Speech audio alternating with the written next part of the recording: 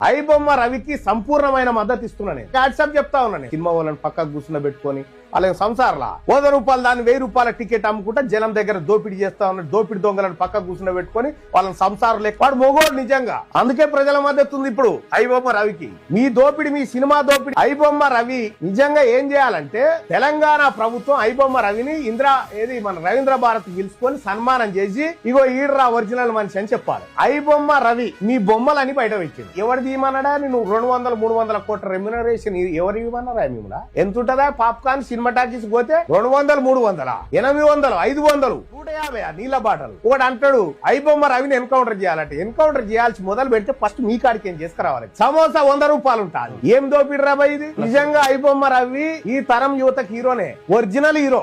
చాలా very talented. సంపూర్ణమైన మద్దతు. ఎందుకంటే పుణ్యానికి సినిమాలు చూపెట్టిండా? నేను సినిమాలు చూడాను కానీ పుణ్యానికి సినిమాలు చూపెట్టిండు. చెంచల్ కూడా జైల్లో ఐబొమ్మ రవిని పెట్టిరు. ఎన్ని రోజులు పెడతారా? ఫస్ట్ ప్రొడ్యూసర్ ను దన్నాలని చెప్పి జనం ఏమంటారు చూడు. పుణ్యానికి సినిమాలు మీ దోపిడిని అరికచ్చిడు.